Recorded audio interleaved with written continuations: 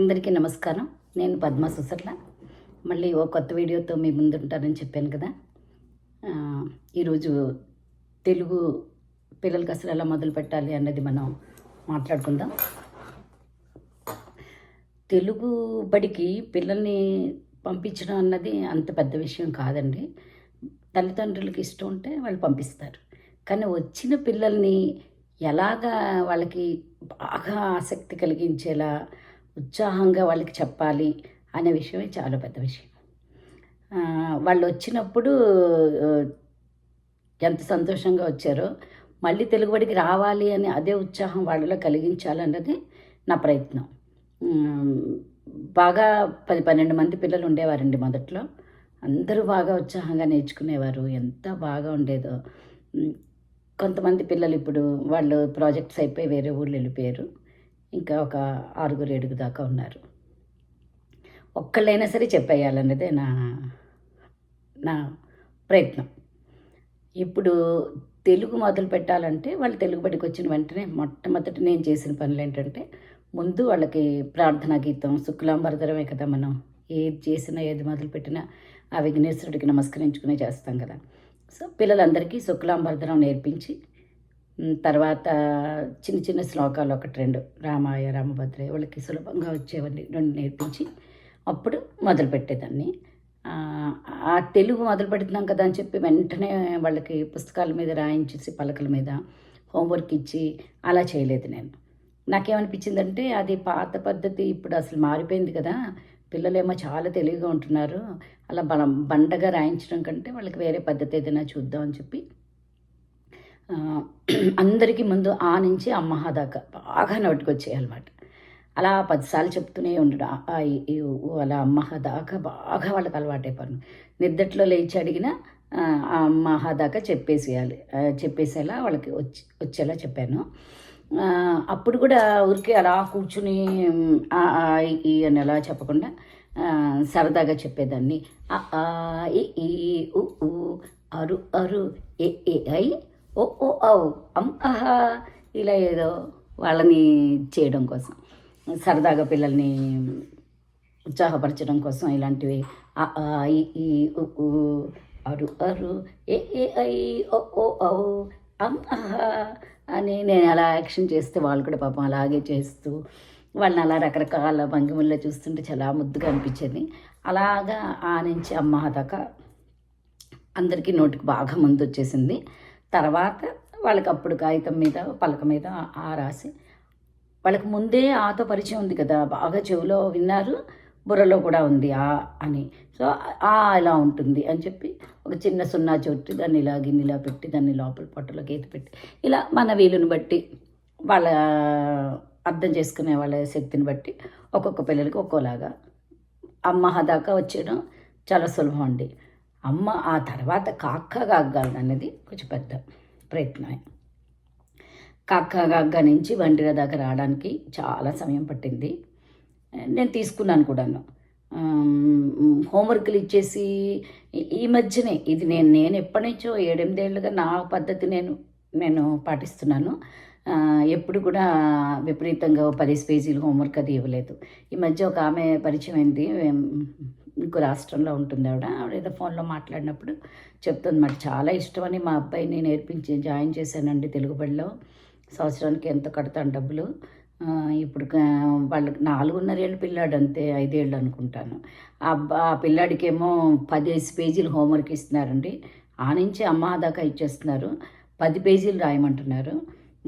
10 పేజీలు రాయడం రోజు క్యూమాన్ లాగా చేసేసారు తెలుగుని కూడాను. ఎంతో నాకున్న ఇష్టం కూడా ఇప్పుడు నాకు కష్టంగా అనిపిస్తుంది వాడి చేత అవన్నీ రాయించడం, 10 పేజీలు కట్టలు కట్టలు రాయించి పట్టుకెళ్ళడం ఇదంతాను అని ఆవిడ చెప్పినప్పుడు నాకు అనిపించింది, నిజమే, నేను దేవుడి దేవల్ల అలా చేయలేదు అసలు.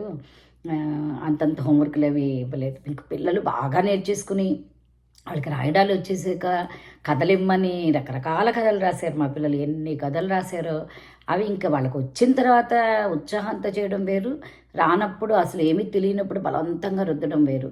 సో బలవంతంగా అయితే అసలు రుద్దలేదండి. మిగతా పిల్లల్ని చూసుకుని వాళ్ళే నేర్చుకున్నారు. అందరూ పిల్లలు ఒకేసారి మొదలుపెట్టినా ఒకేలా ఉండరు కదా. వాళ్ళకి దాని మీద ఉన్న ఆసక్తిని బట్టి వాళ్ళ ఇదిని బట్టి వాళ్ళ చేస్తారు. కాబట్టి ఎవరిని ఎవరితోటి పోల్చకుండా చూడు వాడు ఎంత తొందరగా రాసిస్తున్నాడో నువ్వు కూడా రాసిస్తే అందులోకి వెళ్ళిపోతావు, అప్పుడు మీ ఇద్దరు కలిసి రాయొచ్చు, ఇలా ఇలా చెప్తూనే అంత నేర్పించాను. దానివల్ల నాకు సులభమైంది. కొంచెం సమయం అయితే పట్టింది, కానీ పిల్లలు ముందు మానేయకుండా వచ్చారు, తెలుగుబడి అంటే సంతోషంగా ఉన్నారు అన్నదే నా ముఖ్యోద్దేశం అన్నమాట. నేను చూస్తే భయపడిపోయి నన్ను చూస్తే వాళ్ళు పరిగెట్టేలాగా ఉండకుండా నన్ను చూసి వాళ్ళు సరదాగా ఉండేలాగా ఉండాలన్నది నా ప్రయత్నం. ఒక ఆశ్చర్యకరమైన విషయం చెప్పాలని ఆ రోజు అన్నాను కదా, ఏంటంటే మా పిల్లలు చెప్పే శ్లోకాలు, చాలా శ్లోకాలు నేర్చుకున్నారండి. వాళ్ళు నేర్పిస్తూనే ఉత్తిని వాళ్ళు ఒకటే నేర్పేయడం కాదు, కాసేపు అక్షరాలు నేర్పించడం, కాసేపు 1-2 శ్లోకాలు నేర్పించడం, అదే సమయంలో ఒక వేమన పద్యాన్ని వాళ్ళకి పరిచయం చేయడం. అలాగా నేను చెప్పుకుంటూ వచ్చాను. ఎన్ని పద్యాలు నేర్చుకున్నారో వాళ్ళు. అలాగా మంచి మంచి శ్లోకాలన్నీ నేర్చుకున్నారు.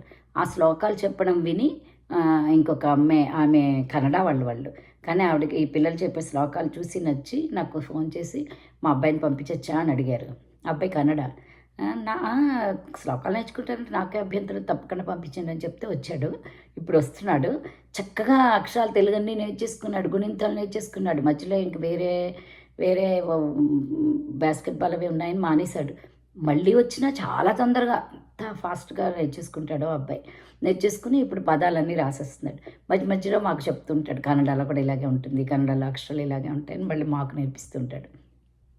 ఆ అబ్బాయి ఒక తెలుగుతో సంబంధం లేని వాళ్ళు కూడా వచ్చి ఆ తెలుగుని ఇష్టపడి నేర్చుకోవడం అన్నది చాలా బాగా అనిపిస్తుంది. ఇంకా చాలా విషయాలు ఉన్నాయి. 7 సంవత్సరాల్లో ఈ పిల్లల ద్వారా నేను నేర్చుకునే విషయాలు ఎన్నో ఉన్నాయి. వాళ్ళు చూపే ఆసక్తి, వాళ్ళ ఉత్సాహం, వాళ్ళ చురుకుదనం, వాళ్ళల్లో ఉండే ఎంత మంచి హాస్యం, ఈ అక్షరాలను చూసి నవ్వుతారు, పదాలను చూసి నవ్వుతారు, రకరకాలుగా వాళ్ళెన్ని జోక్స్ వేస్తారు, అవన్నీ బాగుంటాయి. చాలా బాగా అనిపిస్తుంది. ఓహో, వీటికి ఇలా ఆలోచన వచ్చిందా అనిపిస్తుంది అన్నమాట, అంత చిన్న పిల్లలకి కూడా. సో అలా నేను ఈ 7 సంవత్సరాలుగా ఎంతో బాగా గడుపుతున్నాను అన్నమాట నా ఆదివారాలు. ఇంకేం చెప్పాలంటే, నేను నా జీవితంలో చాలా సంతోషమైన విషయం ఏదైనా చెప్పంటే తప్పకుండా ఈ తెలుగుబడి విషయం చెప్పాల్సిందే. చాలా సంతోషాన్ని ఇచ్చిన విషయం నాకు అది. ఒక్క పిల్లాడు ఉన్నా సరే నేర్పాలి అని నేను సిద్ధపడిపోయాను. సో ఎవ్వరు వచ్చినా 4 ఏళ్ళు మాత్రం నిండాలి. 4 ఏళ్ళు నిండే వాళ్ళకి అందరూ నా ఫ్యూచర్ స్టూడెంట్లే. ఎంత చంటి పిల్లలు కనిపించినా అదే చెప్తాను, వీళ్ళందరూ నా భవిష్యత్తులో నా తెలుగుబడికి వచ్చేవాళ్ళని. ఈ నేను చెప్పే ఈ వీడియోలో కొత్తగా తెలుగు నేర్పించాలి అనుకునే వాళ్ళు ఎవరున్నా వాళ్ళకి ఇందులో ఒక్క విషయం వాళ్ళకి ఉపయోగపడినా నేను ధన్యురాలని. ఈ వీడియో తీసే ముందే మా ఊళ్ళో మా ధనేష్ నా స్టూడెంట్ వాళ్ళ నాన్నగారు, నేను నా తంబి అని పిలుస్తాను నేను, తను ట్రైపాడ్ తీసుకొచ్చి, పద్మగారు ఈ ట్రైపాడ్ పెట్టుకుని మీరు ఫోన్ పెట్టుకుంటే మీకు బాగుంటుంది, బాగా వస్తాయి వీడియోలో అని చెప్పి పట్టుకొచ్చి ట్రైపాడ్ నాకు బహుమతిగా ఇచ్చారు. ఇలా ఇంతమంది ఇంత ప్రోత్సాహం చూస్తుంటే అయ్యో, నేను ఏదైనా ఇంకా బాగా చెప్పగలిగితే బాగుండు, నా వల్ల ఎవరైనా ప్రేరణ పొంది వాళ్ళ పిల్లలకి నేర్పించుకుంటే బాగుండు అని మాత్రం బాగా అనిపిస్తుంది. నాకు ఎన్నో తప్పులు ఉంటాయి, నేను మాట్లాడే మాటల్లో ఉచ్చారణలో ఎన్నో ఉండొచ్చు. దయచేసి క్షమించండి. నా ఈ ప్రయత్నాన్ని మీరు ప్రోత్సహించండి. ధన్యవాదాలు.